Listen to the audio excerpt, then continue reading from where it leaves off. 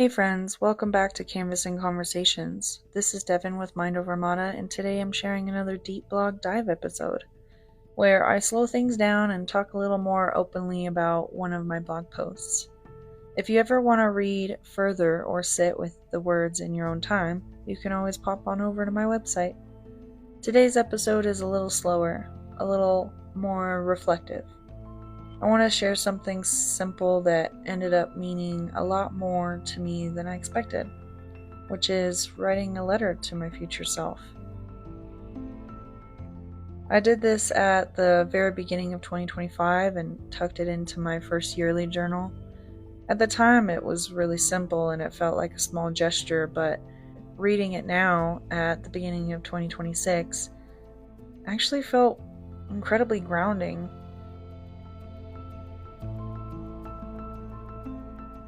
I'm usually pretty hard on myself. I tend to focus on what I didn't finish, or what I should have done faster, or how far I still feel from where I want to be. So when I wrote this letter, my intention was simple: to speak to myself with more kindness than I usually do. Honestly, I kind of forgot about the letter after that. Life happened, and the year moved so fast. And then today I opened my journal and reread it. I decided to share this letter with you because when I reread it, I realized some of these words were things I still needed to hear. And maybe there might be something in here that helps you too. So this is what I wrote myself. To my future self, I hope that you've learned to appreciate yourself more often. You have so much to offer. You are beautiful, silly, caring, passionate, and creative. By this time next year, I hope you've smiled more, laughed more, loved more, and grown more. Take this moment to appreciate your strength and persistence. Whether it feels like it or not, you've come a long way, and I'm proud of you. You've accomplished so much. For starters, you started a business. You helped the people around you. You followed your dreams no matter what other people said. You've worked so hard, and it really has paid off. I love all that you are, and I'm amazed by your transformation. Keep going.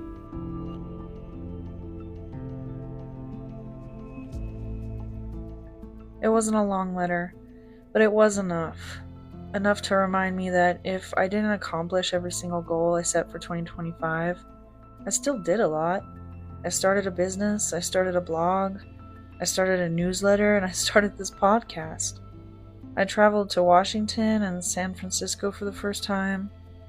I gained more patience with myself and with others. I learned how to speak to myself more gently. And I started to feel proud of the work I've been doing. Even the work that no one else really sees. I still have a lot to work on, and I still have off days, like anyone else, but the goal now isn't perfection, it's having more good days and bouncing back faster from the hard ones. Picking myself back up quicker, more gently, and more mindfully. I'm definitely keeping this traditional going. I plan on writing myself another letter for 2026, and I think this time I want it to be a little longer.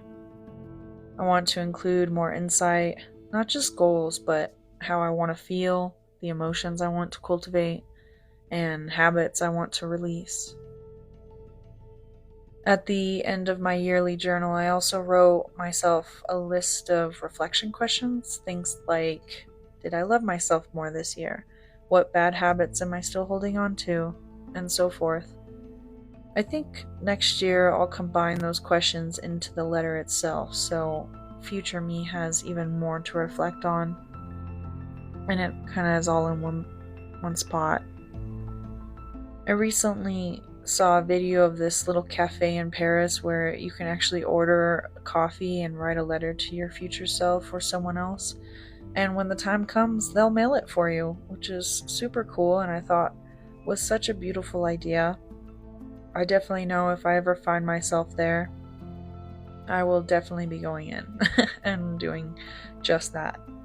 So I'll leave you with this last thought. Are you going to write yourself a letter this year? Since January is focused on journaling here on Mind Over Mata, if you're interested in more prompts or ideas, you can visit mindovermatastudio.com and sign up for my weekly newsletter for affirmations and reflections and more. Thank you so much for being here, truly. And as always, keep creating in whatever way feels good to you. I'll see you next time.